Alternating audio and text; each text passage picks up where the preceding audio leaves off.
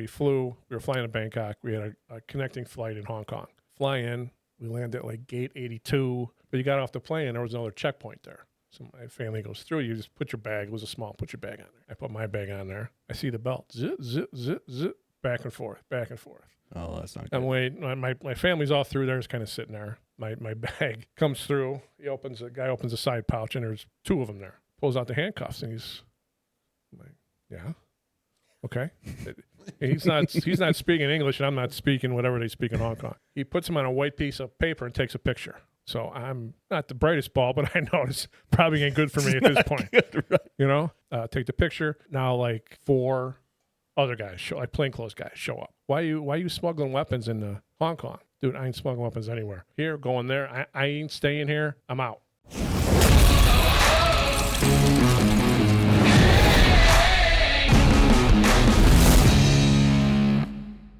Welcome to another episode of Beyond the Dispatch. We appreciate you guys tuning in. Before we get to the guests, just do me a favor. Please hit that subscribe button, hit that like button, leave a comment of what you guys liked about the episode. Also, our merch is out now. You can find us on beyondthedispatch.com. We have shirts, hats, koozies, all that good stuff, stickers. But without further ado, we have Pat Bagley in. He is a 28-year vet with the DEA. Brother, we appreciate you coming to the studio. How are you doing today? I'm doing great. Thanks for having me here. Absolutely, brother. Go ahead and tell everyone about yourself. So, yeah, I did 28 years in DEA. I retired last year. I worked in New York, Chicago, and I was overseas. I was in northern Thailand for 3 years up in Chiang Mai. Dude, you were everywhere. A couple places. 2 tree places? What? 2 tree? 2 3? 2 3. 2 3. Yeah. Yep. So you were recommended to us by Jeff Warniak. Solid guy. So you guys worked together. We did. Long time. I just want to say I apologize now in advance for all the shit you had to put up with. There was a lot. And probably still to this day. Still, correct. Yep. As he's sitting here in studio. Jeff, how are you doing, buddy? I'm doing great. Thank you. You look great, brother. You look great. Happy to be here. He's happy to be here, everybody. So, brother, tell us a little bit about yourself. Tell us a little bit about your accolades. So you were all over the place in the United States and out of the United States. Yes. Yeah. Love it. Prior to getting on with DEA, I was a policeman for 8.5 years. I got lucky. I got hired when I was 21. Okay. I was in high school, wasn't really sure what I wanted to do, and then Reagan was shot. Okay. And McCarthy took a bullet for him, and I just remember thinking, wow, that's fucking that's badass. That's the best. That's what I want to do. So I just kind of focused on that. Graduated school, went to junior college, got an associate, started applying. Bridgeview was the first one that hired me. Shout out Bridgeview. Got on there, and then I kind of realized, man, I don't want to wear fucking a suit, dress shoes every single day. Yeah. Were you a detective at the time? No, I was in patrol the whole time. Okay. I don't want to wear that stuff every day. Right. You know? So then I just kind of focused, applied for DEA, got hired. No shit. And yeah. How are your days at Bridgeview? Anything exciting happen over there, or is just kind of just the day in, day out shit? Yeah, day in, day out. You know, Okay. They kind of, I was an FTO for a few years, and it was just kind of a revolving door. Mm-hmm. So we trained so many guys, and then they leave, right? Because we didn't make any money. Right. But no, guys were great. You know, that was good. Nice, brother. It was good. Yeah. Nice. So big difference, I'm assuming, from local law enforcement than making that jump to DEA. Yes. Yeah, for sure. Especially like when I got hired with DEA, you go through the academy. It was, I forgot how many weeks now, 12, 16. And they always change it. Right. And at the time, you didn't know where you were going. You had to sign the agreement that said they can move you anywhere. Right. So like halfway through our class, they're like, there was 50 of us at the time. They're like, here's 50 spots. These are the openings. And we had all weekend, like put it on the board. And in a perfect world, everyone gets their number one pick. Right. But there was like 4 or 5 border spots that nobody wanted. Of course. You know? And so then they border spots, for the people who don't know, what is that? Like border, like near the border? Texas, Mexico, yes. Okay. California, Canada. anywhere near the the southern border. Nobody wants to go. Nobody wants to go to the southern border unless you're from the southern border. Right. Just like Chicago. Nobody wants to come to Chicago. Unless you're from there. Unless you're from Chicago. Yeah. So they put it out. Then they come out with the assignments. They kind of have you stand up. They tell you where you're going. Well, at the time, we had lost somebody in between that time. And then they moved 2 spots. So my choices were Colorado Springs, D.C., and New York City. So they said at the beginning, well, D.C.'s out and Colorado Springs is out. So I'm like, fuck. New York it is. Well, I'm thinking border it is, right? Yeah. I'm thinking I'm heading to the border because we have like 4 spots. So then they kind of say your name and they're like, Bagley, oh, you got your number 1 pick. You're going to New York City. So I was like, oof. Thank God. Dodged a bullet on that one, brother. So there were 4 of us Yeah. from my class that went, but even coming from Chicago, like going to New York is just, it's just nuts. It's expensive. I had just got married. So you just don't know the city. Right. There was like a 4 or 5 year period when I got hired where you couldn't come back to the office you were hired out of. Oh, So okay. even though there were 2 openings in Chicago, I couldn't come back to Chicago, which made no sense whatsoever. 0 sense. And it's the Yes. government. That makes sense. Yes. So in New York, they were pumping guys that weren't from there. Like you get some guy hired from a county sheriff in Tennessee, he gets hired by DEA. They send him to New York making like GS7 pay, which is the very lowest. Yeah. And so there would be guys that would be every 4 guys living in an apartment in South Jersey for a couple of years just trying to make ends meet. Right. And then Imagine if you had a family too. yeah, it was tough. Like some guys would just go. I just got married. I didn't have a family at the time. Yeah. But guys would just go, shack up with 3 other guys, leave their families for a couple of years, and then families would come out. Yeah. I bet some of those boys got in trouble though. It was like a frat house. Yeah, but you know what? You're always working. Like Yeah. it's busy, and like nothing really started. You didn't really do anything until like the evening most of the time, just Yeah. because of like fucking traffic was just Stupid. awful. I always tell people the group I was in, we were the Colombian organized crime group. So we worked a lot in Queens, did a lot Okay. in Queens. And we were doing something one night. And to get out to Queens, you got to go through Manhattan, then the Midtown Tunnel, and then you're out in Queens. It's a whole thing, especially for the guys that Mhm. lived in Jersey. Doing something one night. It's late, midnight, 11 o'clock. Trying to get back through Jersey, back home. And the fucking tunnel's closed. Shocker. Tunnel's closed. So I'm sitting there. I'm waiting. I'm like, this fucking sucks. So I shoot down a median, throw my lights on. Port Authority guy's like, whoa. I'm like, dude, I'm just trying to get home. It's been a long day. He goes, you gotta wait. Tunnel's closed. Like, all right. So I'm sitting there, and a few minutes later, here comes a guy with a fucking giraffe. And the giraffe comes out of the tunnel. A legit giraffe. A giraffe. Okay. He's walking him through, and then these other animals. And it turns out Wait, they're walking through the tunnel. walking through the Okay. tunnel because the circus was at Madison Square Garden, and they were moving it out to Nassau County, Okay. and the trucks don't fucking fit, so they got to walk them. No shit. And I'm like, motherfucker, like it's just. you So can't make this they- shit up. they walk them through, right? Now they got to put them back in. I'm like, it's like, oh my god, like this. That's the shit that that stuff just kills you out there. It just kills you out there. That's fucking know? crazy. So yeah, but great place to learn a job. Oh, I bet. Great people to work with. Yeah, it was good. So I do have this might be one of the biggest questions of the episode.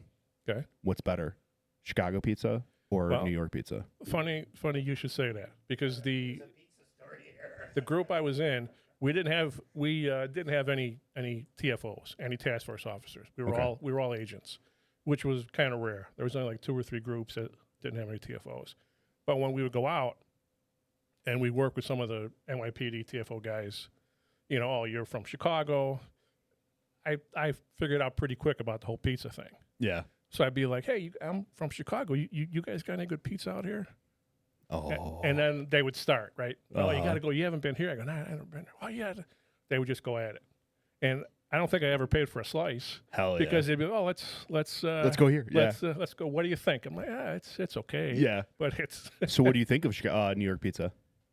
it's good. Yeah. But it's not Chicago. Like you got to fold it and then Yeah. Not enough sauce. Let the freaking grease drip out. Yeah. Not enough sauce for me. I like a little bit more sauce on my pizza. Yeah. And I remember the first time my wife and I ordered, we were in Jersey. We ordered from a place supposed to be good. I call. I'm like, yeah, what's the biggest pizza you got? The guy's like, a large? I'm like, okay, I'll take a large. Well, whatever. Go to pick it up. I grab the box, and I think the box is empty. Yeah. And I open it, and the guy's like, everything okay? I'm like, hey, I just moved here from Chicago. And he goes, oh, whoa, give it a chance. It's good. It's just different. And I like some leftovers. Can you give me another one of these? Right. It was good, but just different. Yeah. It's not as filling. No. Not as filling. Yeah. Yeah. It's definitely a different style pizza. I mean, also too, like deep dish is on a whole nother different there's playing no field. real deep dish, but I mean, the food out there is awesome. good. Oh, dude. New York. And I mean, they would Italian take me food. to these little like Sbarros, right? Isn't that the shit in the malls? In the malls, yeah. Well, there's an original one. I think it's in Brooklyn. Mm-hmm. Is it? It's a real deal. Different? Like, it's good. Oh, it's good. Different from all the chains, though? Oh, yeah, 100%. No shit. It's just an old school pizza place, yeah. That just reminds me of The Office. I'm sure you never watched The Office. I haven't, no. No? Bags, have you ever watched The Office? A little bit. Well, when Michael Scott goes to New York, he's like, I stopped for a New York slice. It's a Sbarro. It's like a chain Sbarro. Yeah. Sbarros. Yep. We do. Hey, if you want, there's one in the gas station right down the street you can stop for. That's a block away. It's a block away. I'm good, thank you. You do- Oh, he doesn't know. he doesn't know. Don't ask Jeff for food recommendations at all. So your time in New York, brother. So how was being a DEA agent in New York? I'm sure you guys were super busy. Yeah, we were busy. It was, like I said, it was a great place to learn a job. At the time, so they have 2 U.S. attorneys' offices out there, Southern and Eastern, and they kind of split up the boroughs. Okay. So I forgot at the time, like we had a better relationship with, I think, Southern at the time. Okay. So everybody kind of stopped going to Eastern, but you had to get venue. Like you had to get venue in the borough for that district to take your case. Right. So I remember we were working a case, and we had a swallower coming up from Miami, maybe. Solar is, for people that don't know. They put them in little, maybe like you got rubber gloves, cut off the fingers, put some heroin in there, tie it up, swallow it, and then they'll bring up 30. Not in the prison wallet. They take it in the top end. Yeah, and then it comes out the bottom end. It comes out the prison wallet. Which I have a story about that too. Oh. And so we wanted. It was he came into JFK. I think JFK was Eastern at the time. Anyway, we wanted Southern. So I called the U.S. attorney that we're working with, and I go, hey, this is what we got. He's like, okay. And he goes, hey, can you see if the plane, this is a commercial plane, Yeah. if the plane flew over Southern District airspace, and then we could take the case. So I call FAA, whoever I call, I go, hey, can you give me like how this plane? They're like, yeah, it flew over the airspace. So they indicted the guy, which that's just crazy. And now I don't think that would ever happen. Never fly. But yeah. No shit. And I think it was this guy. He comes in and he lands and he's got problems. Like he knows like something bad is going on. Uh-huh. So he calls back down to Miami, and whoever he calls is like, I don't know you. Right. Never heard of you. Good luck. Uh-huh. So he gets to a hospital, and it's just some college kid, tells him what happened. Miami figures out, they're up on a wire, they figure out this guy is here, put it all together. So me and a couple guys go out there, and I think this kid had 30-something in him, and he's on the table, and like he's in bad shape. Like I was there twice, and they like one of the bags, I'm assuming, broke. Yes, at least one. And he's starting to code. They're like, kapow. They shock him, bring him back, and then they give him whatever it is to To make him, counteract it. well, yeah, to make him shit. Yeah. And he's on his side, and he's on the table, and he just turned into a slot machine. It was just like pow, pow, pow, pow, pow. Just Jackpot, baby. yeah. So we're like, oh, so we put on the gloves, we do the whole thing, bag it up. Turns out he's okay, but he's still got they would send him for X-rays every time he pooped, Right. just to see if there was any more left. And so he was in there, and we were hanging out with him. Not a bad kid, made a bad mistake. Yeah. So he'd poop, X-rays. Oh, there's like 4 more left. So after a while, we would just have him we just get him. He would go in there, we'd give him a strainer. He'd do his thing. He would go through there, take it out, rinse it off, give it to us, put it in a bag. Oh, nice kid. Yeah. So we worked smart, not too hard. 100%, dude. So do you remember what you guys did with that guy? Did you try and flip him or? Yeah, he told the whole story. He was somewhere in South America, vacation, which is just kind of how it goes.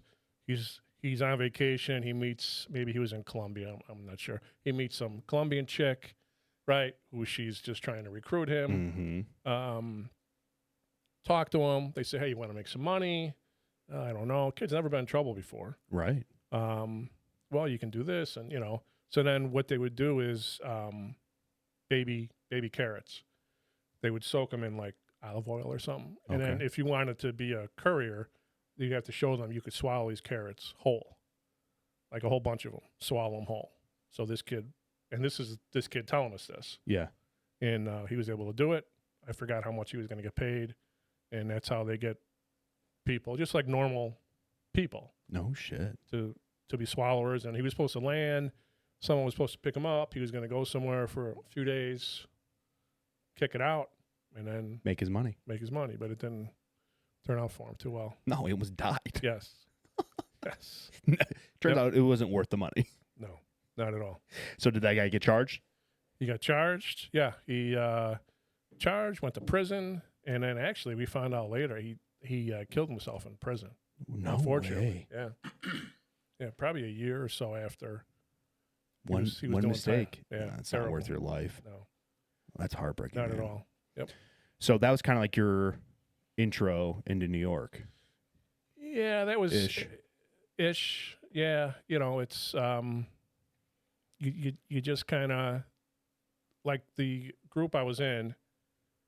Like I said, we were the Colombian organized crime group. So the 2 senior guys in the group figured out at the time there were no cell phones. There were pagers. Mm-hmm. So they figured out if you are gonna go pick up some dope or something, and somebody's gonna contact you, they're gonna page you, and they're not gonna page you at like 2:12 p.m. They're gonna page you at 2:00, 2:30. Right. Right. So they figured out what we would do is we would do beeper stops. We would just drive around. If you saw somebody standing on a corner and that may look good, like right on an hour, half hour, and they did the old peak, and then they went to the payphone right there, we're like, that's all it. right, let's see what's up. And I mean, we got lucky so many times. Someone would pick them up, take them somewhere, they'd come out. And you guys would follow? Yeah, just stop the car, maybe some in there, then try and get back in the house. Yeah, it was brilliant. No shit. Brilliant, yeah. No shit. Yep. So how long were you in New York for? I did 6 years there, from 97 to 2002. Okay. So I was there for 9/11. Oh, how was that? 9/11, it was a beautiful day. Yeah. It was the Emerald Society golf tournament that day. So I remember we were all going to meet at the office because the golf outing was on the island, out on Long Island. So we were all going to park at the office. So it's an outing for the whole office in this sense. Or just like you guys. Oh, yeah. No, it was pretty much Hell the whole office. Carpool, head out to the island. Love it. And my wife leaves for work. She pulls out. She comes back in. She goes, "Hey, you guys are meeting at the office. Something on the news about a plane or something. Just letting you know. So I'm like, okay. So I'm like, fuck, man. Traffic's gonna be all fucked up, right? Oh yeah. Like this is never. I'm thinking never fails. The fucking drafts again. Never fails. And so I I call my partner. We were going to meet up, and he's still asleep. And his wife is actually a flight attendant for American, but she's off. She's at home. Thank God. And I'm like, hey, this is what's going on. You know, we should leave early. Call this guy. Make some calls. And we got it on. You know, I'm watching it, and then Boom. second one, like, holy fuck, right? So we kind of gear up. They tell all the Jersey guys, just come on in, and just headed in down 80, no traffic, just like fucking Pennsylvania troopers rolling in and getting into the city. You just saw the second one had already come down, and yeah, I mean, whatever, like people just walking around, all that fucking waste shit on them. So you were downtown. Yeah, our office was it was also right on the river, the Hudson, so maybe half mile or so Yeah. from there. And yeah, we didn't really do anything. We just kind of hung out. Then they sent, they're like, all right, head out. You know, we're expecting more, or the intel was there could be more. If anything happens, we'll respond. So we just basically just fucking sat at home. That was a Tuesday. Yeah. And then Friday, everyone got a call and said, hey, they're going to start flying again. We're, meaning the agents in New York, there was like 300 and something. We're going to be the air marshals to start flying again. So they took, I didn't do it. They took maybe 50 guys or so to start the air marshal program. Well, flight started, I think that's Saturday. Right. Out. And then my group got shut down, and we were assigned to the task force out there. So what they did is, it was the FBI had a parking garage, and they actually did a really good job. They pulled all the cars out, made it a command center. Yeah. Every Fed agency was there, local agencies, and like our job was, DEA had to query all their CSs worldwide, and then they would call into the command center, hey, we're whoever we are, we queried, no intel, write it down. And then one of the trade center buildings was the customs house, so that went. Yeah. But they have evidence, you know, so when they were going through the rubble and they would find some evidence, kilos, they'd bring it to us. Right. We document it, seize it up again. So we did that from that second week until middle of December. Oh, God. 24/7. Yeah. And then we'd go in, excuse me, we would go in and down to like what they call the pit. Yeah. You know, and you drive in loud, working, you know, and then they had a tone. I think one for police, one for fire. And if that tone went out, it just got like dead quiet. And then they would send in, once they got that person ID'd, they would send his team or his unit in there, and then they'd Recover the body. bring him out. Yeah. So I know 9/11 was rough for a lot of Americans. How did you and your guys handle it at the time? I mean, you guys were there. Yeah, it was rough because at the time, our SAC, so the agent in charge of our office, we were ordered to stay home. Like, stay home. You can't go down there. And that really pissed off a lot of people because the guys that were from there, like they knew people there, Right. you know. And I was talking to buddies out here, and you know, I knew guys that went out, like CPD guys, and you know, fire departments, and so that was rough because we were just kind of sitting at home. Oh, absolutely. And you kind of felt shitty about it. Yeah. You want to do something. Right. But then, so that happens, and like the other thing that sticks in my head was they would get the debris, right? All the I-beams and the vehicles, they pull them out, and they had barges on the Hudson. Yeah. And they would pile them on there, and then all that went somewhere where they would go through it. But just seeing like a FDNY fire truck, like huge, Yeah. right? And only like a piece about this big like the back of the fire truck. The rest was like this high, Yeah. just Covered. crushed. And I thought I heard somewhere where like firemen, if there's a collapse, I think I heard they're trained to like get under the rig, Yeah. and that's like where I thought I heard that's where they found Oh, a man. bunch of the firemen. Yeah, just terrible. That's gut wrenching, man. Yes. On the flip side, so after that, in order to get into the area, they had to kind of cordoned off, and then when you would come out, they would hose down your car because of the asbestos and Yeah. stuff. I mean, a lot of guys were getting sick from Yeah. asbestos, and till this day, are getting cancer, dying. Yes, for sure. There were ambulances lined up from everywhere, Canada, like so-and-so volunteered Tennessee Fire Department that just all came out thinking that they could help. They couldn't help, but they were lined up all down the West Side Highway. Yeah. And then you would come out, and the people that were there just like supporting flags, and they wanted like donations. So I mean, the amount of stuff that people would bring, Gatorade and shoe boots and waters, and yeah, it was. Yeah, I had went to. They had something set up at the Javits Center, which is like, it's a huge convention center in New York, where I think they were like feeding like the first responders or people helping out or something. I was there doing something, and this pickup truck pulls up. It's got the Confederate flag in the back window. He's hauling some big ass grill. He gets out, suspenders, little guy. Two of them get out, and some troopers like, hey, you can't park here. And the guy's like, I got like 600 pounds of chicken. We drove all night. Where do you want us to set this up? And the trooper's like, I'll make room for you over here. And they just started cooking for everybody. Love it. So yeah. Love it. And that's the thing too. It's like that's when the country came together. And I mean, 100%. now it's like night and day difference of where we are now compared to where we were back then. Mm-hmm. I agree. That's heartbreaking. I agree. Yeah. Yep. So New York sounds like it was a crazy time for you, especially early on in your career with the DEA. Yep. So where did you go after New York? Unless you have another story you want to talk about that you... No. No? No. All right, let's transition, brother. So where'd you go after New York? So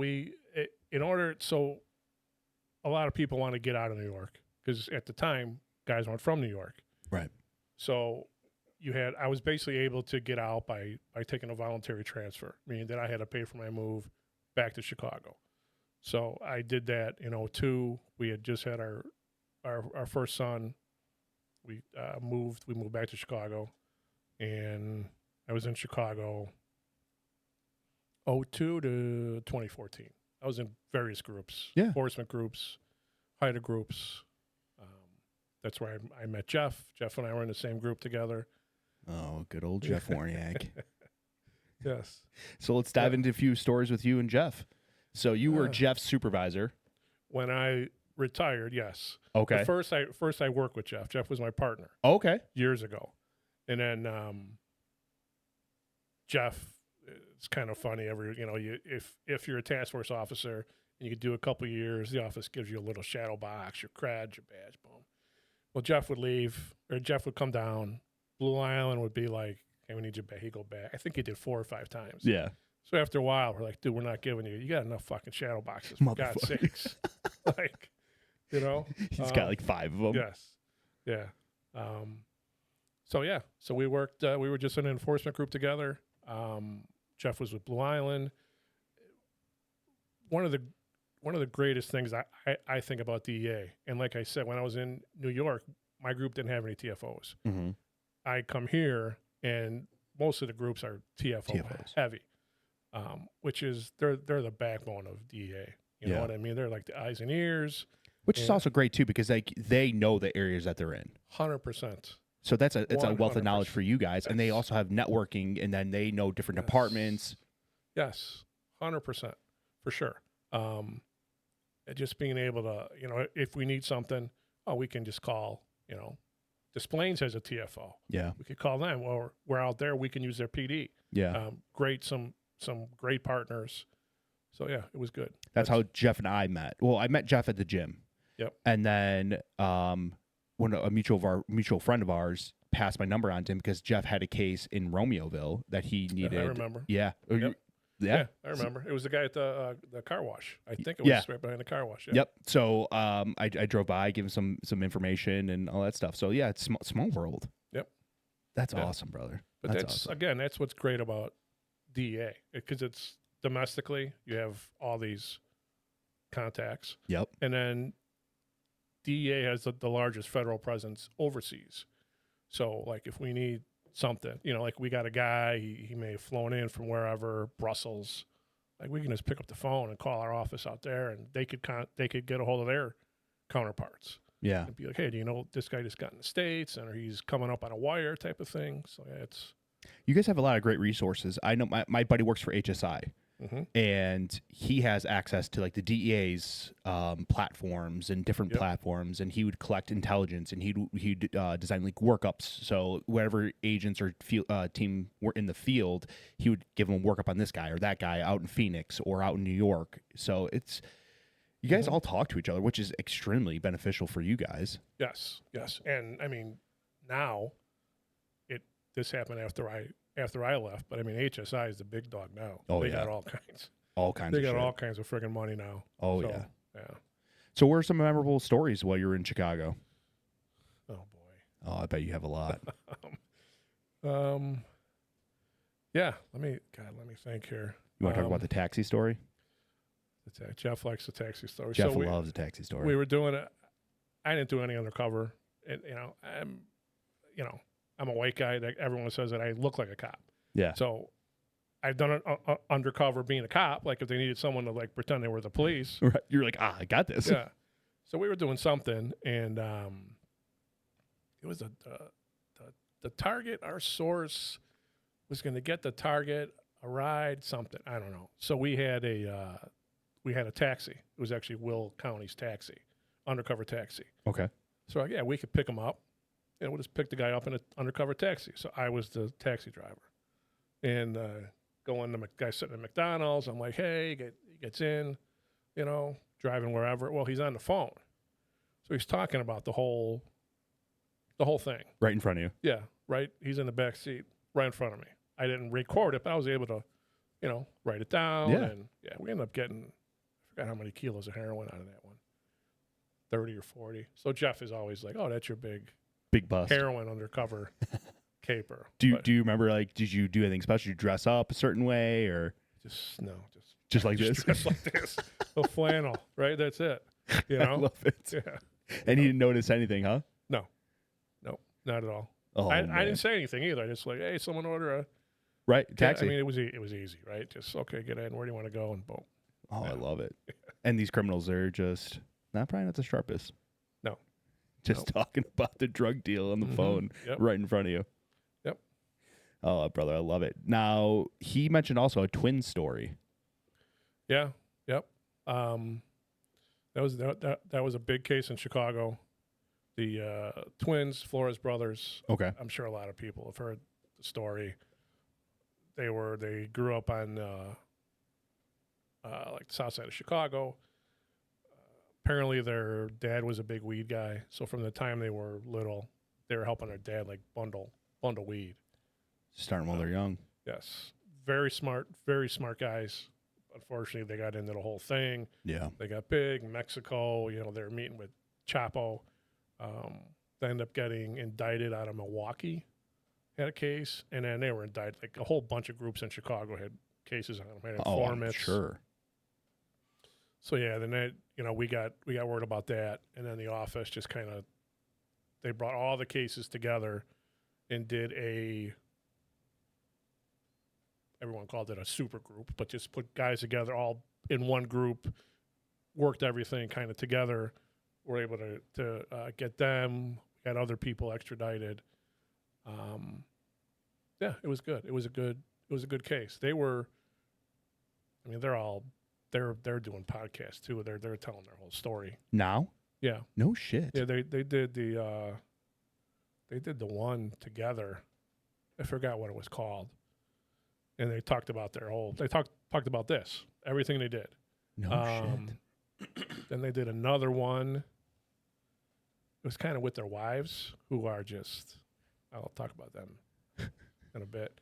And they just kind of told their story, which is kind of surprising Right. because, they're just kind of out there. Well, they're probably proud of it, honestly, and they're probably just running with it. It brought them attention, so they're probably just using that as leverage, right? Yeah, and they were like, when we did the case and we knew they had money, we knew it, couldn't find it.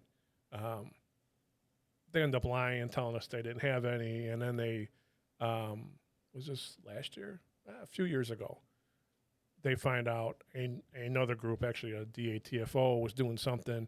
Find out that their wives were paying for shit, like schooling in cash. Right. And they looked and they backtracked, and all the bills were before 2008. Oh, yeah. So their wives, I forgot, 4 or 5 years ago, got indicted, and they did jail time for for money laundering. And then they're talking about it. Yeah. Love it. Yeah, and I mean they're young. They were in their 20s doing all this, and they're super smart. Like they would tell their people here, write down any cars that are following you, let us know. And they had a whole bunch of like couriers. And our case started just like a Southside gang thing, because we were we were a gang group, and then their people were dealing to these black guys, and just kind of worked it up. A whole bunch of other groups had cases on them, but they would tell their people, hey, if you see a car, write down the plate, tell us. And they had like a board, and they'd be like, oh wait, that car, that plate 2 weeks ago, someone else. Because they also have connections too, or I've heard that they'll get connections with like the DMV, or they'll find ways to run plates. There was at least one dirty cop involved. Oh yeah, it was a whole. I mean, it just branched out so much. Do you know anything about the dirty cop? It wasn't my case. Okay. And God, I forgot his name. I don't, but it had something. I think one of them was kidnapped. Really? Back in the day, and yeah. No shit. Yeah. They had a lot of resources because they had money. Yeah. And a shit ton. Their wives, both of their wives' dads were CPD guys. So who knows? Yeah. But so that's what you were talking about with the wives. So the wives also did time. Yes, after the fact. Like I said recently, I think they just got out a year or two ago. No shit. So the case they were probably sentenced 4 or 5 years ago. Now, did these guys start their own podcast, or they were just on a podcast? No, they did their own podcast. What the fuck is the name of it?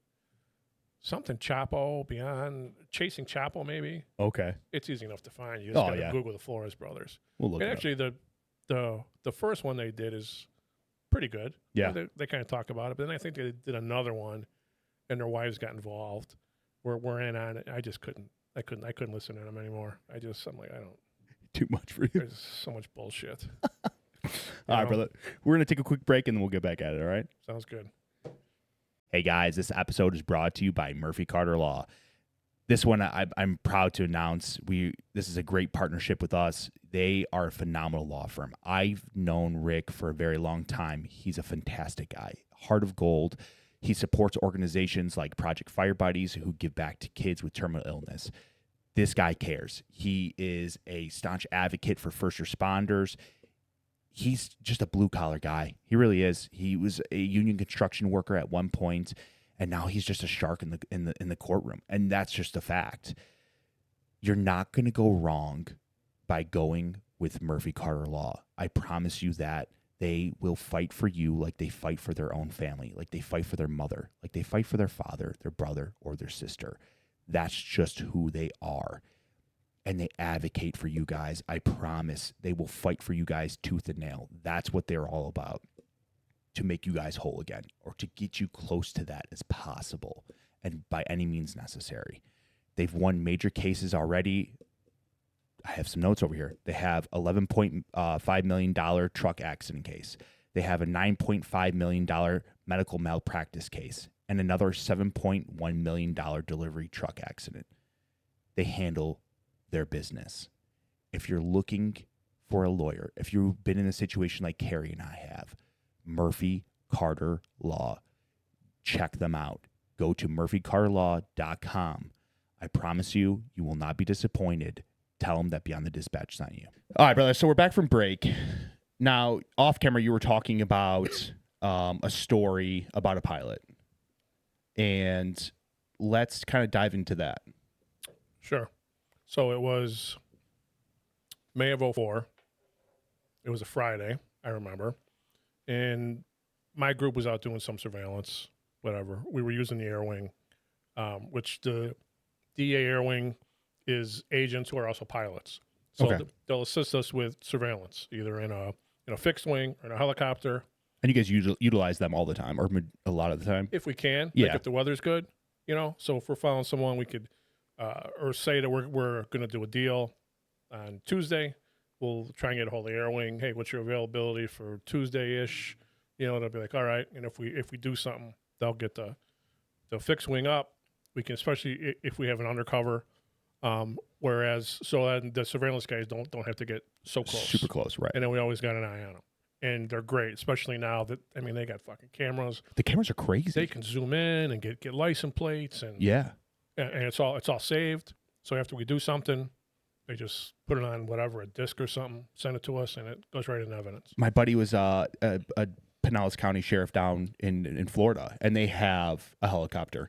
And just like you said, like they can zoom in. The cars, their squads have like the squad numbers on there. It shows everything. It's great technology. Mm-hmm. It's a great resource for sure. Mm-hmm. So you guys would utilize them. So back to your story. So yeah, we were doing something, surveillance. It was a Friday. We got done early. I was just heading home, and we got word over the radio from base. Something like, "Hey, we can't raise one of our air wings. We got a report that there may be one of our air wings down." Oh God. So guys are just we're talking because we were just using one, right? Right. And we had a spotter up there, which is the spotter is usually an agent or a TFO that kind of knows the case. That'll just kind of talk on the radio while the pilot flies the plane. Wasn't ours. Our guy was down. But then we're kind of hearing, hey, we heard that one of our air wings went down in Homer Glen. So not far. Right.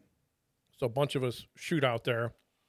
What it was, the story is our pilot, Terry Loftus, he, Kansas City had a seizure. So the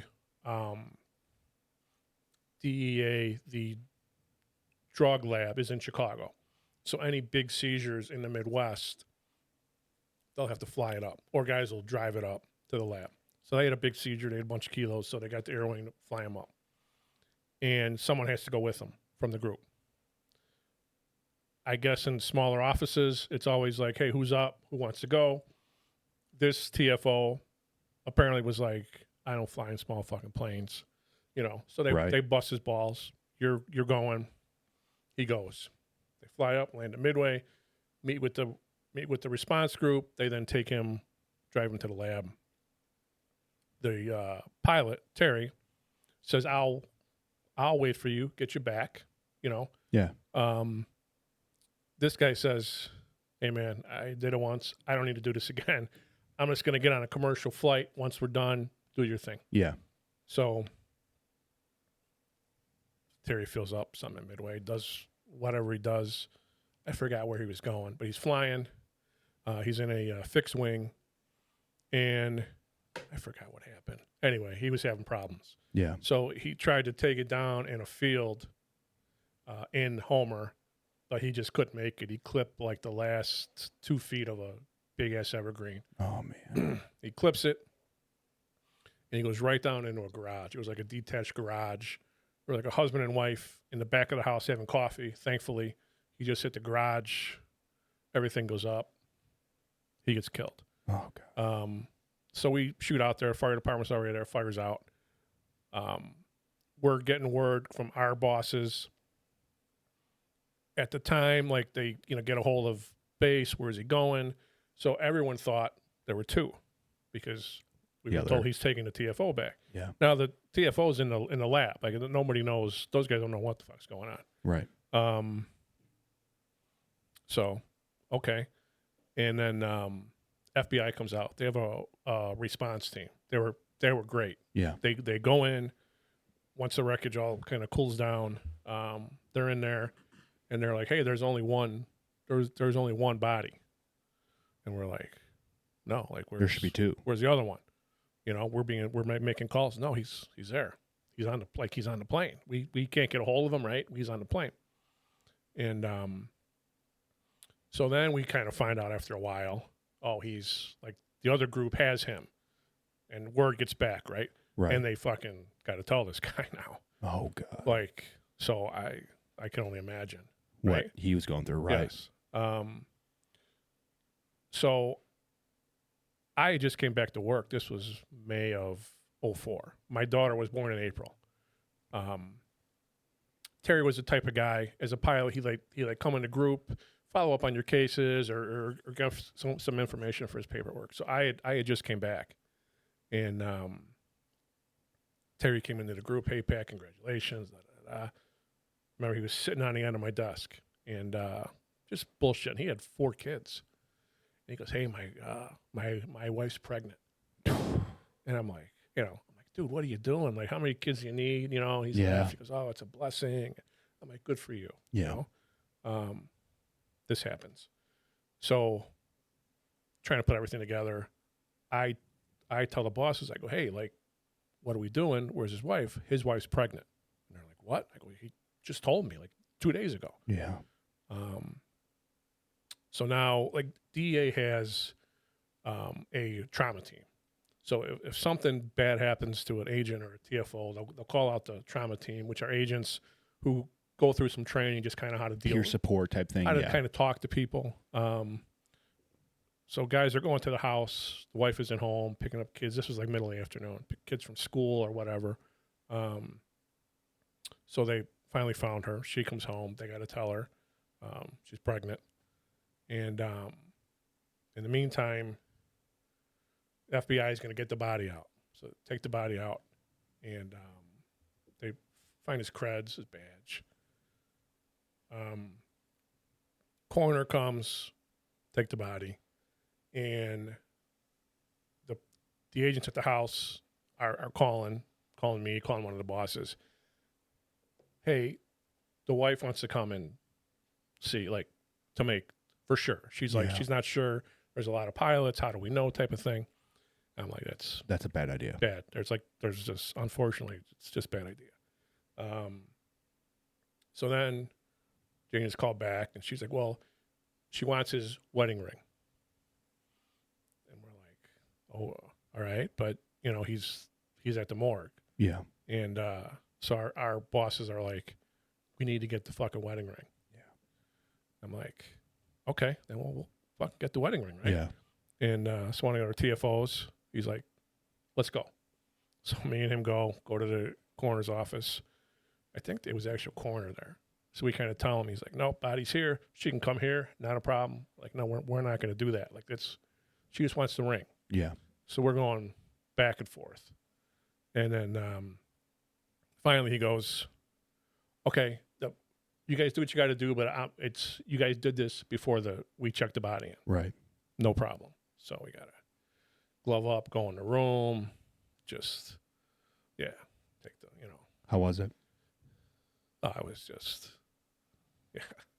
Just one of those situations where you just block it out. Yeah, I mean, it had to be done, right? Like, Yeah. it fucking had to be done. Like, Right, this is what she 100%. wanted, so you do it. Yeah. Again, that's, as DEA, that's just something needs to be done. We just You fucking just do it. So I just, took it off, cleaned it up real nice. But it wasn't like it wasn't Terry. Yeah. It was just, A body. yeah. Yeah. If that, Right. Bring it, go to the house. And so there's a lot of people there now. And we had a boss at the time who nobody really cared for him. But I'm kind of walking in the house. He's got there's other family members there now. So it's kind of bustling, agents and other family members. This guy's on the phone and walking in the house as I come in, and he's talking to headquarters. He's like, no. It's a fucking mess. He's all fucking burned up. There's fucking like, I'm like, What the fuck? And I'm like kind of watching this, and then the other agent that was there, she was a trauma team member. Great. She just retired recently as a Chicago SAC, but she was an agent at the time. She fucking tells her, she's like, get the fuck out of here. What the fuck are you doing? Right. Like, take that shit out. So you think like some people, like no common sense, right? Right. Yeah. No common sense. So she got the ring. So it just, again, it just had to be done. Yeah. It just had to be done. That's that's the worst. Having to notify the family of what's happening. Yeah. Right. And just like that. Yeah. And just When Friday. you were literally just talking to him a month before. Spring, a couple days before. Yeah. Beautiful spring afternoon. Now, how does that hit a department? How did you guys handle that afterwards from that point on? I'm not really sure, actually. Like, DEA has they have the trauma team, and they will kind of help out the family. Or if like other family members need to get in, we'll make sure I pick them up at the airport. But as far as how DEA handled it for the other employees, I don't think there was anything. Business as usual. Yeah, just everyone just wants to help the family type of thing. On the flips, on just another story. When I work with Jeff, we try to do a buy bust, turn it into a mess. We end up getting in a shooting. We didn't shoot anybody. We broke a car window, but like whenever you're in a situation like that, DEA mandates like everybody goes EAP. Yeah. And some guys were like, we just broke a fucking window. Right. Like, who cares? But it is good that they Do that. that they do 100%. that, because you just don't, right? You just don't know. And it should be, I guess, across the board. Even if you lose somebody, I think it should be mandatory for somebody to come in and tend to the guys, like, because it takes a toll on you. Yes. Yeah, I agree. Now, I don't know like what that TFO from Kansas City, what he went through. I don't know that whole story, but I mean, I can Only fucking imagine. I can just imagine that. That's guy. like divine intervention right there, brother. Yeah. Man. Yep. So let's transition to a happier topic. So were you promoted to go overseas, or did you transition to go overseas, like another voluntary transfer? No. So DEA can move you domestically, pretty much Wherever they want. give you orders in 90 days. Overseas, you have to raise your hand. So it's kind of competitive, because even in the shitty spots like Afghanistan, that is a family post, but guys will go because you can make a fucking ton of money. Danger pay, so guys will go to those shitholes to make money. Right. And then if it is a family post, it's pretty good gig depending on where you're at with your family, because they pay for your housing, pay for your kids' schooling, international school. So most of the posts are kind of, if there's a spot open, they'll advertise a spot. You got to put in, then it's the phone calls or whoever the boss is in that office if he knows you. So I was putting in for spots in Europe because I didn't want to go to language school. Right. Because at the time, language school was in D.C., so you had to go out there. They gave you an apartment, and you learn the language. I didn't want to do that because I had a family. Yeah. Well, then they changed it where they contracted through like Berlitz. So in any of the big cities, you would just go to that school in the city, which made sense. Absolutely. So Chiang Mai opened up, which is in northern Thailand. I'm like, wasn't even on my radar. But then my old boss is like, hey, Bags, you should think about that. It's a good spot. I'm like, man, I can't. You got to learn Thai. Yeah. Like, he's like, dude, if 9 months, you can learn anything. I'm like, all right, make some calls, right? Okay, good spot, good family. Okay. put in, end up getting it. I'm like, okay. So before you go, you have to go to language school. You have to pass language school. So some of the languages are reading and writing and speaking. Thailand was just speaking and understanding. Yeah. So I went to language school. I think it was 900 hours you have. But it's just, excuse me, it's a room smaller than this, a table about half this size, and it's just you and the you and your teacher. Really? 6 hours a day, and then 2 hours self-study. I had my first teacher. She was an actual teacher. She was from Thailand, Okay. but she grew up in Oklahoma. She became a teacher, so she was good, like proper Thai, Absolutely. everything. And then I had a couple other ones. They weren't teachers, but they were kind of giving you the whole, lay of the land, and it was great. And yeah, you can learn Thai because that's all I did. I didn't go to work. Right. I didn't have to work. I would just go every day And learn. and learn, and they'd give you like YouTube videos to watch. I had Post-its up on my fridge, like in Thai, like what it says, and I thought it was great. And when I got to Chiang Mai, like nothing surprised me because they just told me what to expect. Okay. And I remember one of my Thai teachers, not the official, not the real teacher. She's like, Kun Pat. Kun is everybody's Kun. Uh-huh. Kun Dam. It's like, Mr. and Mrs. Oh, you know how to use ass hose. I'm like, what? Oh, ass hose. Do you know how to use ass hose? I'm like, what are you talking about? Oh, Thailand, they have ass hose. I'm like, no. So she's like, oh, some people have on their sink, the thing you pull out, and it's a hose, right? You pull out and you could squirt your dishes. Yeah. So she's telling me they're next to the toilets, and you would use them because it's better than toilet paper. Yes. And I'm like, ain't no fucking way. It's a handheld I go, how do you bidet. not how does that thing go? Like you get wet? No. So I remember she was wearing like a long dress. She like squats down and she's showing me. No, you do way. this. And she's like, that. I go, wait, then doesn't it spray up? And no. It's okay. You'll figure it out. And so that's a funny story. Did you figure it out? Yeah, it's nice. Once you figure it out, and they're right next. Like He's got one in his house now. That's what I mean. I wanted to put a couple in. Two tree assholes in his house. It's and all it is, it's just like you're the one that most people have on their kitchen sink. Yeah. Same thing. You just got to get the right angle. Otherwise, it gets a little messy. So I used a bidet once, and holy shit, was that a learning experience? Do you have something to say? No. Oh, okay. Anyways, so my buddy Colin, he's like, you have to use the bidet. You have to use the bidet. Okay. So I'm like, all right, dude, I'll use the bidet in your house. So I sit down, and I'm trying to figure it out. It's like a knob, and I'm like, I don't know how to get this thing to fucking work. So I hit a button, and all of a sudden I'm getting a fucking enema. It like shot into me. I'm like, what the fuck is this thing? Yeah. Never use a bidet again. I think I turned up the pressure too much. Yeah. When we first when we first transferred out to Thailand, we had to stay in Bangkok for a few days. I had to process in at the embassy, so my family's out there, and in the hotel, the toilet had whatever that bidet thing, buttons and shit. Yeah.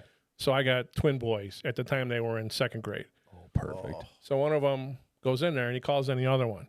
Hey, Donovan, check this out. Look, look in here, look. And he hits it, and it squirts him in the face. So he comes out, he's crying. He's like, oh, Colin put pea water on my face.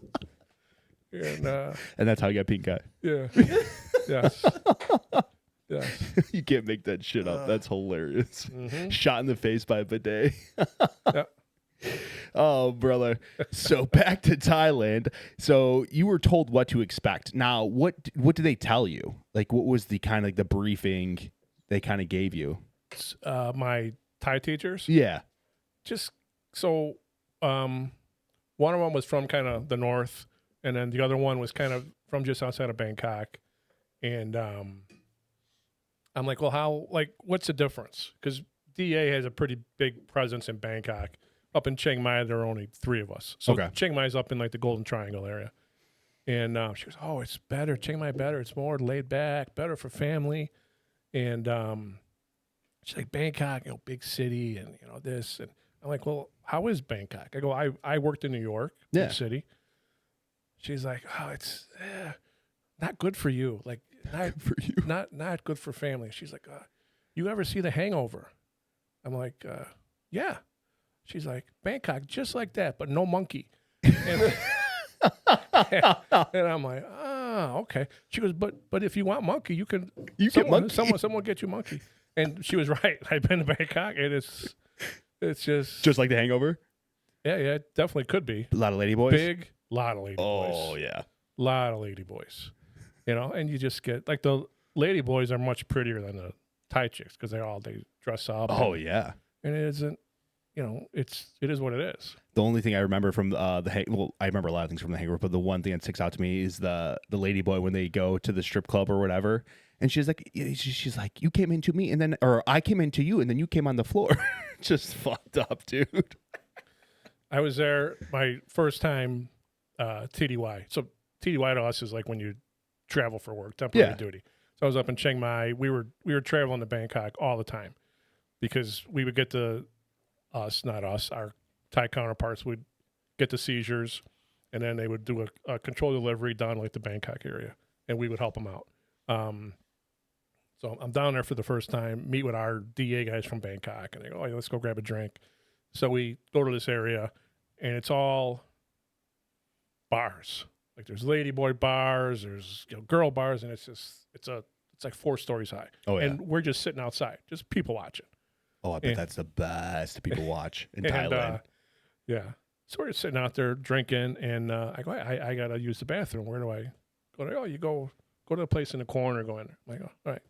So I go in there, go through the thing. It's dark, and there's girl dancing on the thing, and there's a couple guys with girls sitting on their laps. And like, all right, so I go in the bathroom.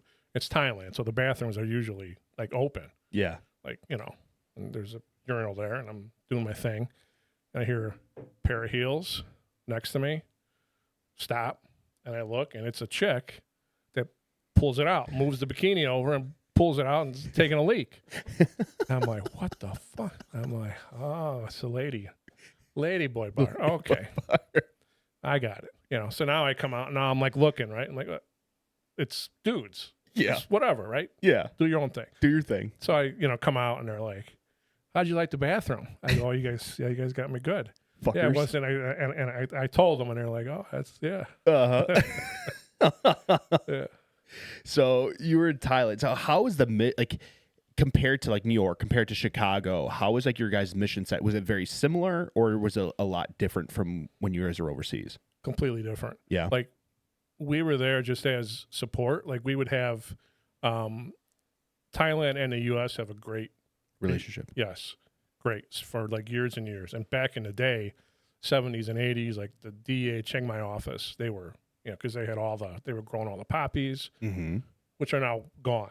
Like the U.S. came in and helped all the hill tribes, give them money so they don't grow the poppies anymore. So all the heroin's coming from like Laos and then Myanmar, up in like the Shan State area of Myanmar, and it's kind of the heroin comes over, and then Thailand, and then down south.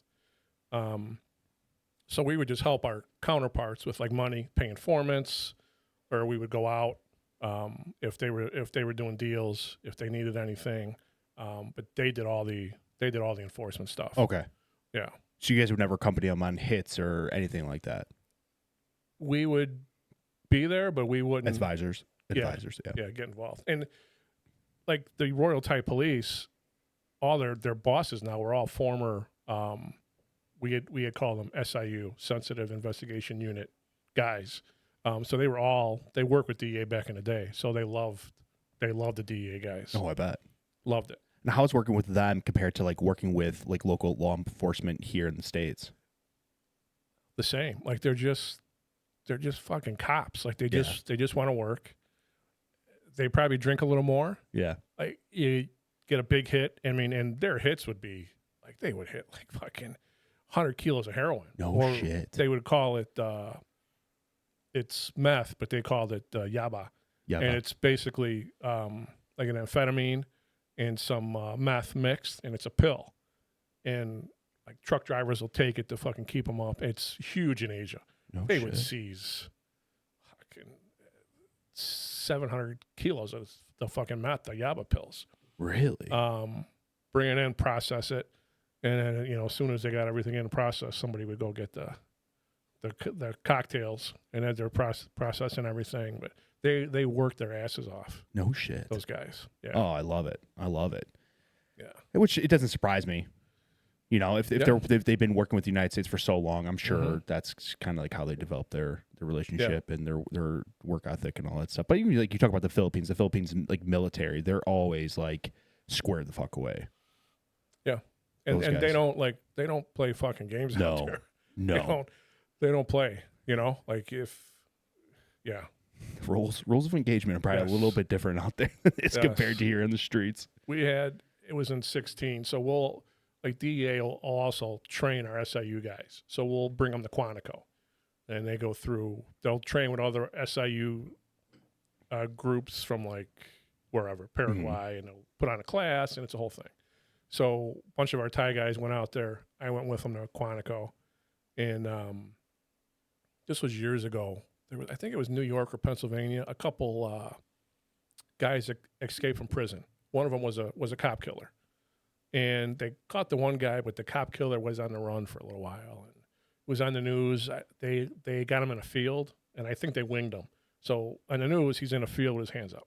So we're at the academy, we're in the bar, and we're drinking, and the news is on, and some of the guys spoke pretty good English, some of the Thai cops, and one of the guy goes, "What happened?" So I tell the story. This is what happened. Oh, why he not dead? And I go, I don't know. I think they winged him. I think they tried to kill him, but Yeah. So he killed police. He escaped from jail. He not dead. I go, no. And they're like, no. In Thailand, first he dead, then we call news media. But that's how they operate. I'm like, makes sense. Makes sense. Right? Does make sense. Yep. So were there any like hits or anything that stuck out to you or any highlights while you were over in Thailand that you want to talk about? Just the amount that like the Thai cops like we would see in Chiang Mai was it was crazy amounts of heroin. Yeah. Crazy. So you guys were always busy. Yeah. And we had so many like units we would work with.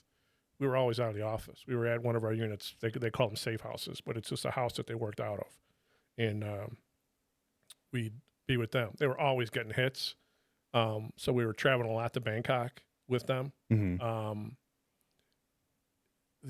So when I first got there, they were trying to do some undercover thing, and I'm in the briefing, and they're talking about in order to get the meth over from Myanmar, they had to send a hostage. So they're talking about, okay, we'll send like Dom's going to be the hostage today. I'm like, what the fuck are they talking about? So I grab one of the bosses. I'm like, I'm new here. What's this? Oh, so in order for them to send the dope, we have to send a hostage. So they got to send somebody over to Myanmar. Okay. Then they send the dope over. It's confirmed that the dope got over to Thailand and it's safe. And then they release the hostage. Okay? So they wouldn't hit the dope until after that, call was made. Right. And they would get their guy back. In another fucking country, in Shan State, which is like a military state within Myanmar. They have like factories there that they make it. So he's telling me this. Like I'm like, that's bad idea. Bad idea. That's bad idea. Like, and they would come to us for advice. Yeah. So I'm thinking like they just came up with this. I'm like, look, bad. He goes, no, we know. DEA don't like that. We do it all the time. I do it, he do it. Now it's his turn. He do it. Holy shit. Like, and nothing bad will ever go down. I don't know about that, and so they're held there for could be a week. Yeah. But they're in like a half-ass hotel. Yeah. And someone just watches them. But still, That's fucking nuts. They just do things No, thank a you. little different. I don't think I'd volunteer to be a hostage. Right? Not a fucking chance. Not a chance. Yep. You have any questions before we move on? One, I'd be a hostage. It'd be cool. You would 100% be a hostage, you psycho. How did your family enjoy that experience? What do they still? I mean, what do they think about it now? Good question. So my oldest at the time was 13. Mm-hmm. Fucking hated it, Oh, I bet. which I get, right? He was into sports and pull him out, move him out there. Soccer is big out there. My oldest played soccer, so he was able to do that, but he hated it. My daughter was like in 5th grade, made some good friends. She liked it. I did a 3-year tour out there, but my family only did a year because my wife couldn't work. Like a lot of times they will, like in Bangkok, the embassy's big, so a lot of the spouses will be able to get jobs with State Department. Right. Thailand, there's just a consulate, which is small. So my wife couldn't get a job. So they came back after a year. Yeah. But my daughter ended up coming out by herself. Like my last year there, spent the summer with me. Oh, that's awesome. Yeah, so she loved the food. The food is great. Overall, yeah. people are very friendly. Super friendly. I'm sure they love Americans too. Yeah, if you're like, Thailand is a land of smiles, right? So Yeah. I tell people, like, just put a smile on your face, compliment them. They have all these little street vendors selling food, and to this day, some of the best meals I ever had were on a plastic chair, No sitting shit. at a plastic table, outside somewhere, just fresh, Love it. good, and like those type of places, I call them the Thai grandmothers. Yeah. You know, they just cook. Love it. They get everything fresh in the morning. When they run out, they're closed. Yep. If they don't feel like opening on Tuesday, they just don't open. But I had my like 3 or 4 places I would go to. These older Thai women, they see the farang, which is the white guy, and you got the belly, and they're like, oh, I give you a little extra because You hungry? you look good, and then so friendly, and I they're like, love it. and if you tell them how your food is so good.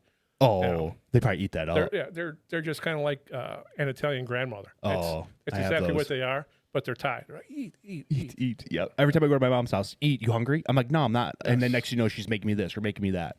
Same way. It was so cool, growing up on the south side of Chicago. I fucking never went anywhere, but just seeing that culture, Yeah. it was really cool experience. Would you go back to visit? Yes, Yeah. I would go back to eat Just for to sure. eat. Yes, for sure. And everything is fresh. Yeah. Like on the streets, it's like fresh vegetables. Yep. It's so much easier to eat to eat healthier there. So much easier And and then cheaper. And then in New York, and you're eating street meat at 2 a.m. Yes, greasy ass pizza where you gotta fold it. Shitting your brains out for Yeah. 2 days. Yeah. Yep. Oh, brother. So then you got promoted and you were pushed back or came back to Chicago. Yes. Yeah. Okay. I promoted as a supervisor back to Chicago. out of Okay. Chiang Mai. Yep. So let's jump back to Chicago, brother. Okay.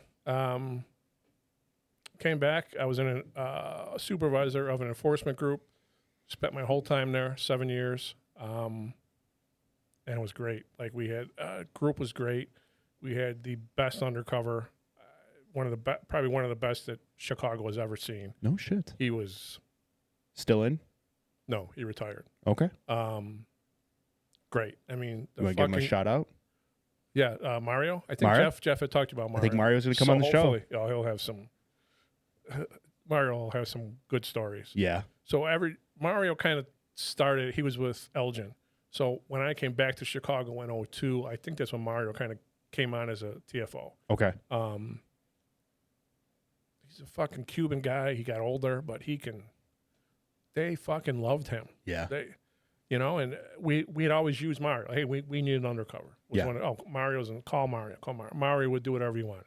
Great. He did most of the undercover on the Twins case, just picking up money, and so then I got to work with Mario, and I saw I just fucking stayed out of his way. Like he had a book, and if every Sunday night he called him, hey, I was going through my book. I'm gonna he would just cold call people. No shit.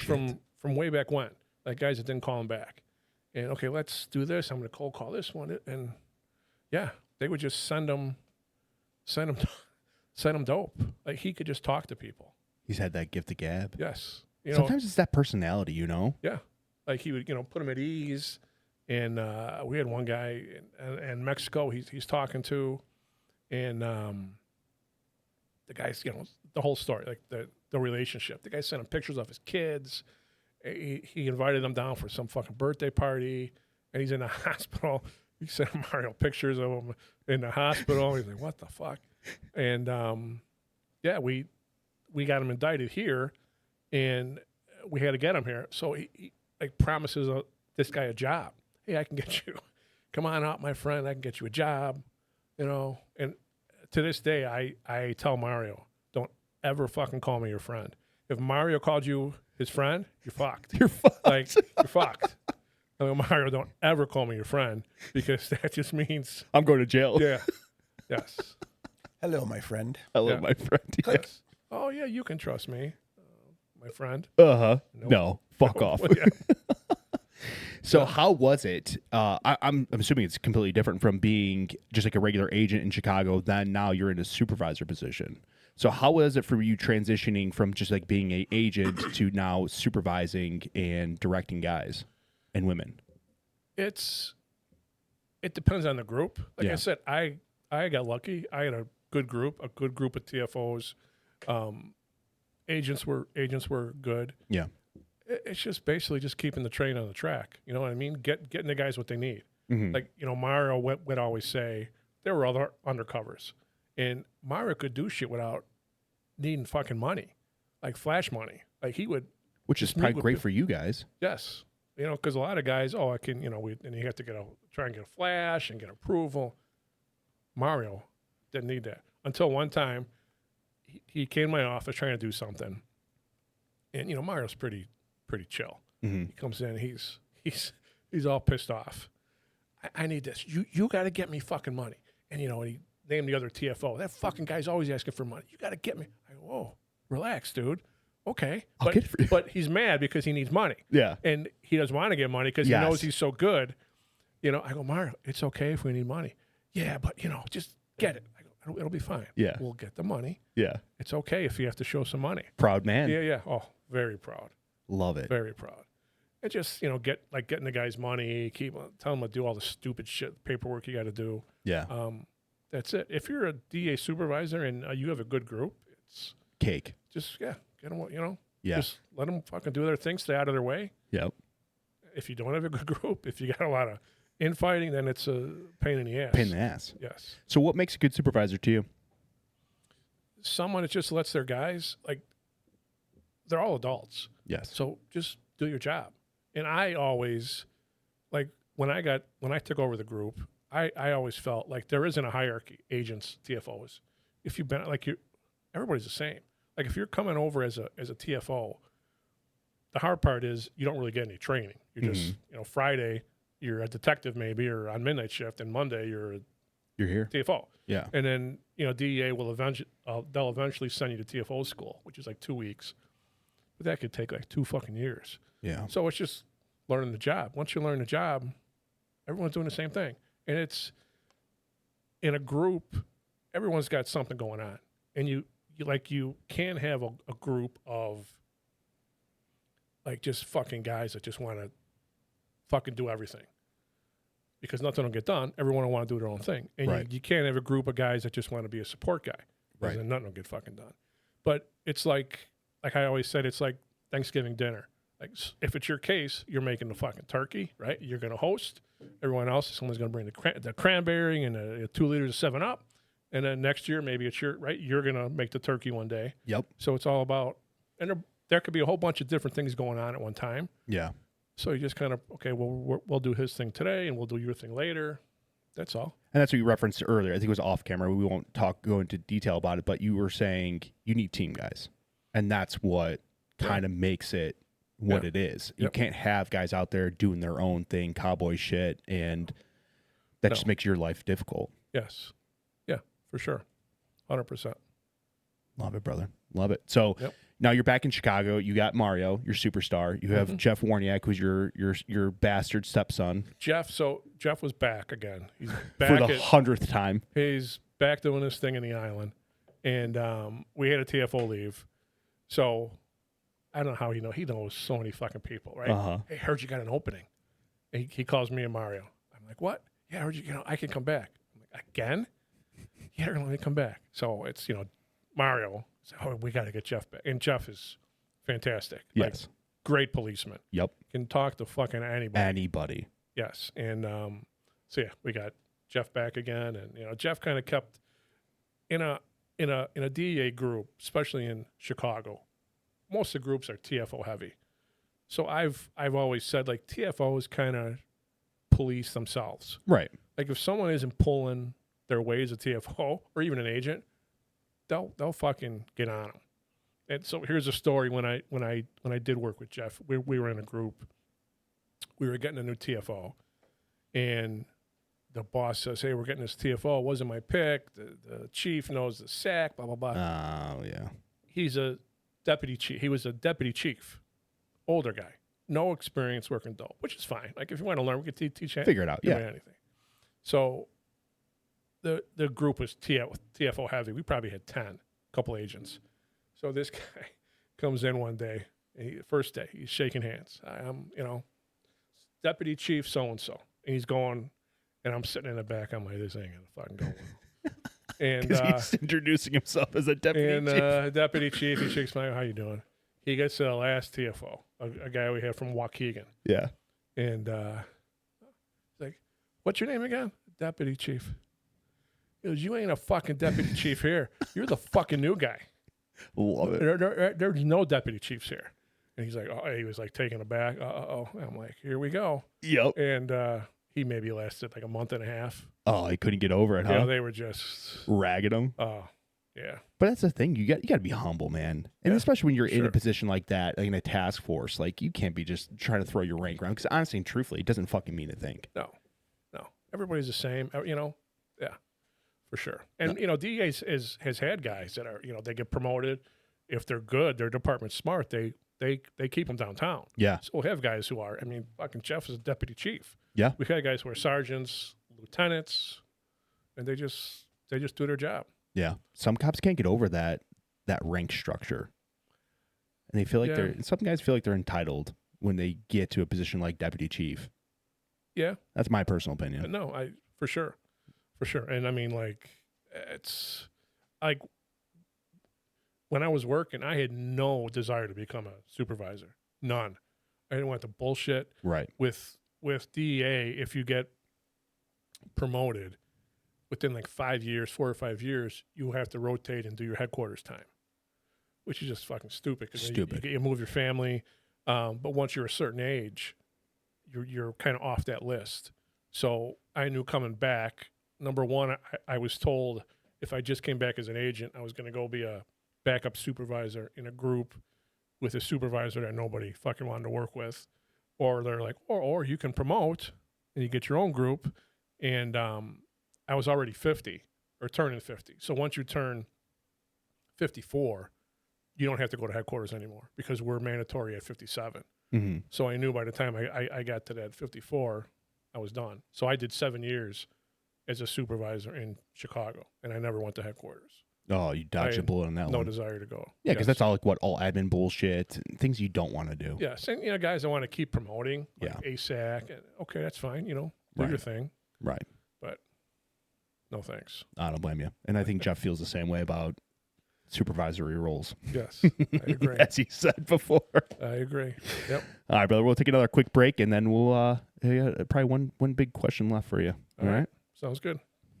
All right, brother. So as we were off air, you brought up a story about you had an encounter with Hong Kong. You want to talk about that? Yeah, that kind of slipped my mind when I was talking about heading out there. So I got my orders. Family and I were heading out there for the move. 4 kids. We have 4 kids. We had 17 pieces of luggage, and we had a dog. So it was the whole thing kind of coordinating all this. So we A clusterfuck. head out. We could, when we fly domestically, we can carry a gun. I wasn't flying domestically, didn't have a gun, but I had handcuffs in my carry-on bag. Right. I didn't think it was a big deal. When I went through at O'Hare, they saw them. Like, all right, whatever. So we were flying to Bangkok. We had a connecting flight in Hong Kong. And fly in, we landed at like gate 82. Our next gate was like 86. Right. But you got off the plane and there was another checkpoint there. So I can see my gate. So my family goes through. You just put your bag. It was a small. Put your bag on there. I put my bag on there. And I see the belt. Zip, zip, zip, zip. Back and forth, back and forth. Oh, that's not good. I'm waiting. My family's all through there, just kind of sitting there, and my bag comes through. The guy opens a side pouch, and there's two of them there, two people there, and pulls out the handcuffs, and he's like, yeah, okay. He's not speaking English, and I'm not speaking whatever they speak in Hong Kong. Right. And he puts them on a white piece of paper and takes a picture. So I'm not the brightest ball, but I know it's probably ain't good for me at this point. Good, right. You know? So my wife's like, what's up? I'm like, I don't know what the fucking guy's saying, you know? And so I tell him, just go to the gate. It's right there. Right. I'll take care of this. And so when I left Chicago, they let me keep my work phone. They're like, oh, we'll put an international plan on there for your travel. And, Right. okay, great. Just in case something happens, they say, okay. So now take the picture. Now, like 4 other guys, like plainclothes guys, show up. And they're like, oh, why are you smuggling weapons into Hong Kong? I'm like, dude, I ain't smuggling weapons anywhere. Like, I'm here, going there. I ain't staying here. I'm out, you know. Talking to them. Well, we were transitioning over, and when you're assigned overseas, you're on a diplomatic passport. Yeah. So I had to dip. So I show my passport, and they could give a fuck. Like, probably made things a lot worse. Shit. Yeah, they're like, oh, okay, we want this. Give us the. Oh, you ain't getting this. You know, taking pictures, the whole smuggling weapons thing. I'm like, I ain't. You know, nope. Put my bag back in there, and so now I kind of realized at this point shit's really going fucking south for me. Right. And so I make the call. I call our command center. I'm like, hey, and it's whatever time it is there. But it's Right. like, so in the command center, there's some agents that assign to headquarters. It's his duty. He's got to sit there, right? Take Right. everything. So I call us. Yeah, I tell him who I am. He's like, yeah. I'm like, hey, can you get a hold of somebody? This is who I am. I'm pretty sure I'm getting fucking locked up in Hong Kong. And I hear, what's your name? Like he just woke up, right? What's your name? Oh, yeah. Where are you? And I hear fucking typing. I go, look, get a hold of the CA, which is the country attaché. Yeah. I'm with my family. Okay. It's not looking good. Okay. You know, boom. And as they go through my bag, now they pull out a bullet. Oh, no. And I'm like, well, that's really not good for me. No. This is very unfortunate. And so they're talking to me now. There's like 6 or 7 guys, and they're giving me the whole thing. Like the one guy is like, "Are you smuggling weapons? You're a weapons smuggler." Like, I'm not, you know. And the one guy is like, "Look, it's fine. We understand. Just tell us why you're smuggling." I'm not smuggling weapons. So my family goes. I get a call, and it's from the country attaché, DEA guy, who I don't know at all. Hey, Pat, what's up? I'm like, hey, I'm pretty sure I'm getting my ass locked up. What's up? So I tell him, and he goes, okay, from this point forward, yes or no only. I'm like, okay. He goes, are they trying to get you to admit you're a weapons smuggler? I'm like, yes. He's like, obviously, don't answer that at all. Right. That's not going to stop. Right. They're going to keep going. And I go, well, this is what they found. He goes, okay, I'll send a guy out. But just so you know, we'll take care of your family. This is probably what's going to happen. You're going to get locked up. You're probably going to be held for a while. You're going to go in front of a judge. They're going to fine you. They're going to kick you out of the country. But it's he goes, it's not a big deal. Well, and then in between all that, he goes, oh, and they're going to strip search you. Oh, perfect. He goes, but it's not a big deal. We'll take care of your family, and once this is done, DEA doesn't give a fuck. Like, DEA doesn't. You're not like really doing anything wrong. I'm like, No shit. I'm like, look, just so I tell him the whole thing. My family, you know, he goes, we got your family. It's like, all right. So then the airline, which was great, the airline sent somebody by me, and they had someone with my family where they had like walkie-talkies. So I'm just asking these guys about my family, and they're like, oh, we're gonna pull your family out. And I go, look, they didn't do anything. Right. I got kids. We're all on diplomatic passports. They could go on their way, and they're like, oh, we're gonna pull all of your luggage off. We're gonna pull your search your dog's crate.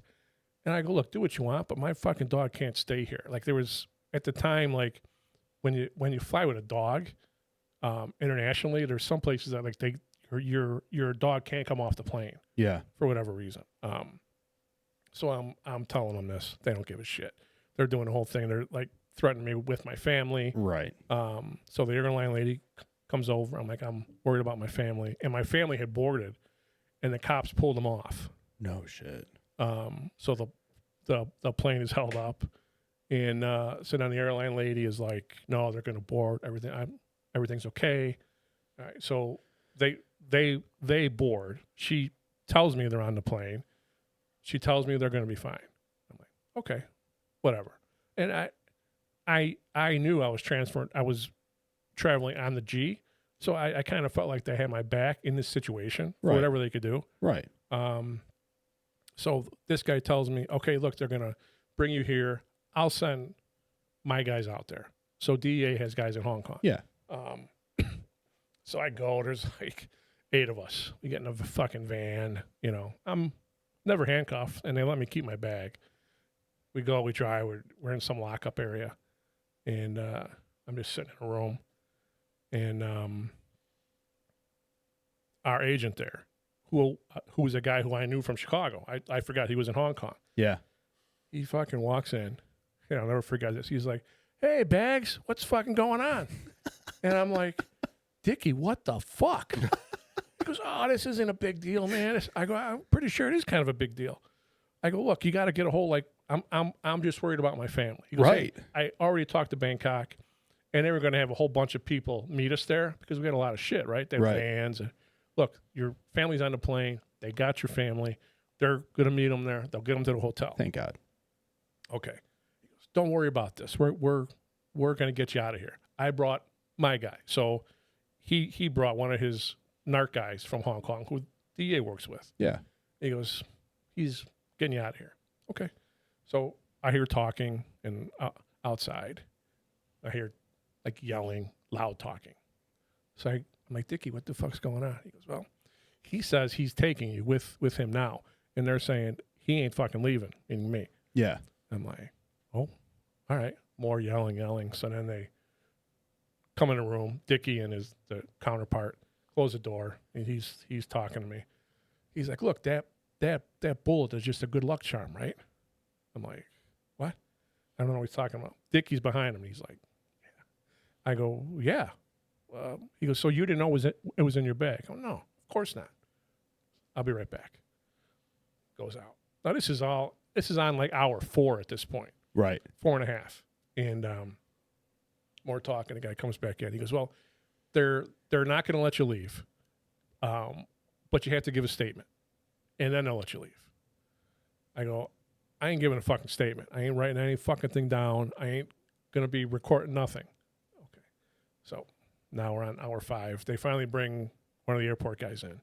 He goes, I want you to write what happened. I go, I ain't writing anything. He goes, well, I'll write it. Okay, fine. Write whatever you want. So he's asking me questions. I'm telling him the same thing. I didn't know it was in my bag. And I go, I had it in there for good luck. Right. And you would have think that just changed their whole fuck. He goes, oh. He says, why didn't you tell us that? Why'd you tell us in the beginning? And I'm like, I'm looking at the guy standing behind them, and they're like, I'm like, I didn't know. I forgot it was in there. I should know. Oh, okay. Yeah. So he says, oh, good luck, you know, and writing it down. Oh, we'll be right back. And comes back. He goes, sign this. You know, I don't want to sign it. Right. You know, I'm just not. It's you wrote what you wrote. I can sign it. He's like, okay. So he goes, where are you going? like, where? I go, well, I told you I'm coming from Chicago. I was only transitioning through here. I'm going to Bangkok. I'm assigned to Chiang Mai. And this cop goes, oh, I've always wanted to go to Chiang Mai.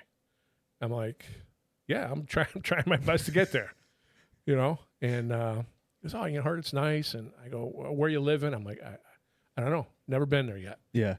And so then I'll never forget this. He's like, okay. He goes, well, I have your number. Will you have this number? I don't think so. He goes, well, if I come to Chiang Mai, can I stay in your house? Get the fuck out. And I'm like, huh? And again, they're behind and I'm like a dick. He's like, oh, Yeah. I'm like, you know what? Sure. You can stay with me. I go, I don't have a number. Call him. He can give you my number. Not a problem. Oh, thank you so much. And I'm like, okay, he leaves. I'm like, what the fuck? And they're like, oh, you're gonna get out of here. I'm like, okay. So then he tells me, oh, your family landed, family's good. I'm like, okay, good. And so now like hour 8, they're like, okay, you could go. They give me this letter, and it basically says, you have not been arrested or detained. You've merely been cautioned in Hong Kong police. So I'm reading this with Dickie. I'm like, hey, motherfucker, I'm pretty sure I was arrested and fucking detained. He goes, oh, that'll be good for when OPR. I'm like, okay. He goes, look, I hooked you up in a hotel, changed your flight in the morning. I'm like, okay. So then they want to give me back the handcuffs. They're in like a little evidence bag. Here's your handcuffs. I go, I'm flying out in the morning. Yeah. No. Go through the whole thing all over again. And they're like, oh, no, we're going to be with you in the morning, and we'll see it. I'm like, no, you're not. I go, I ain't taking these. And, I'll fucking take them. I'll get them there. And they're like, oh, okay. So go to hotel. My family's fine. Tell me my family's fine. All right.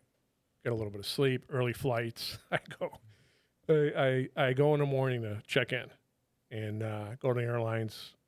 Airport's empty. And I check in and I'm like, this is who I am, and I go, I missed my flight last night. And she's got the thing up and she's like, oh, we know. I go, oh, okay. Sir, there's no charge for your flight, no charge for the bags, and, all this. I go, look, they told me I had 17 pieces of luggage. They told me it was all here. Do you know where my bags are? And she's like, yeah, it's right here. And I look, there were 17 bags stacked behind her. No. Which I'm like, all right. So she's like, oh. Sir, they're all here. They're going to go with you on the flight. No charge. We apologize. I'm like, not your fault. Where was your dog? Whatever. The dog went with my... Thank God. Okay, yes. cool. So he's good. And so I'm walking my gate, and the CA calls me. Hey, Pat, everything good? I go, yeah, man, thanks. I can't thank you enough. I've known Dickie was great. Your guys are great. It's my own stupidity. I shouldn't have known. He goes, it isn't a big deal. And I'm like, hey, I go, but, you had told me I was going to get strip searched. And I'm a little disappointed. Like, that didn't happen. And he goes, how do you think I fucking knew all that? I'm like, I don't know. You're the boss here. He goes, yeah, I'm a new boss here. He goes, dude, I was coming from Quantico and flew in. He goes, I had a full magazine in my bag. Oh, shit. He's like, I was held for like 4 fucking days. Oh, shit. And I'm fucking laughing. And he goes, yeah, they just told me I had to pay a fine. Not a big deal. He goes, DEA didn't give a fuck. I'm still here. And I'm like, all right. And I go, yeah, they fucking gave me this fucking letter. And I told him he goes, oh, that'll be fine. He goes, I have to write something up for OPR. Perfect for you because you were never arrested or detained. Right. And so then I get on a flight, get to Bangkok, guys are there. And but my family doesn't have anything because I got all the fucking luggage. Right. So they're still in their clothes. Take me to the hotel, and family's there. And I'll never forget this. My daughter was like, she was in like 4th grade. Yeah. Like, hi guys, and hi. And my daughter gives me a hug, and she's like, Dad, how was jail? And I go, I wasn't in jail. She's like, yes, you were. Yes, you were. She's like, but it was nice because we had more room in our seat for this flight. I'm like, well, good for you. Good, honey. I'm glad. I'm glad you had a very roomy flight. Mm-hmm. And they were right. DEA didn't give a fuck. Like they wrote it up, and I got the thing from OPR. Because you were never arrested or detained, this matter's closed. Love it, dude. So yeah, that's my. What? And like with DEA, everybody fucking knew. Oh, I bet. Like it got out by the time I got like the next day in the Bangkok, walked down to eat. Like it's just such a small agency. How much shit did you catch? Oh God, like just everybody. And it was so bizarre. Like I thought guys that I work with were like planned all this. That's how fucking weird it was. You know, like I thought I'm like somebody's fucking with me here. Oh, 100%. You know, 100%. And then Dickie walks in. Yeah. The fuck did you come from, bro? Yeah. Yeah. Oh, shit. Oh, brother. So Matt had a question for you. Yes. All right. Over 28 years, you've dedicated your life to, let's just say, making America a better place, a safer place for everyone. Right. You have seen probably some pretty horrendous things, right? And the job itself really takes your personality, and you give a lot. What, after those 28 years, how do you feel about everything you've done? How do you feel it has turned out, and how do you feel about the way the justice system is now across the country? Really, not just here in Illinois, Chicago, but I mean across the country. How do you feel about those 28 years? Do you think it was worth it? 100% it was worth it. I'm very lucky to experience everything I did. I'm glad I made the move to DEA. I tell anybody now if they're younger and they're asking me about local or federal, I'm still like, the things are changing, but I'm still like, go federal. As far as how things are, I know when I was a supervisor, so I was a supervisor from 17 until 14. And I would tell my guys, I'm like, look, we ain't taking anything fucking through Cook County. Anything. Because it would just be a waste of time. I'm not going to put an agent or someone else possibly in danger for something that they don't really give a fuck about. Right. So we would just try and get our own venue, like get out to Kendall County. Kendall, Kane, I mean, they would fucking hammer people. Yeah. You know, for a kilo, Rightfully so. Kilo of heroin. Oh yeah. And then the whole federal system, I don't know if it changed, but when I was in New York, I had said earlier, we had the two districts, and they were good. Like they would help you. Like writing wires was quick. I came back to Chicago, and we were trying to do our first wire, and it was already written because New York did it. They sent it to me, and I meet with the chief in the Northern District, and he's like, "Oh, you have to write this." I'm like, "It's done, dude. Like it's on a disc." Yeah. Well, that's not how we do it here.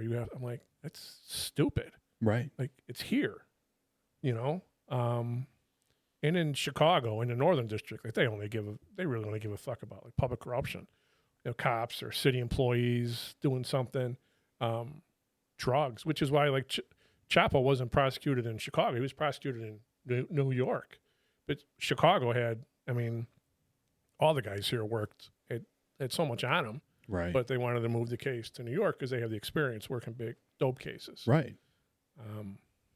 So yeah, just Cook County was just it was just a mess for so many years. Still is a mess.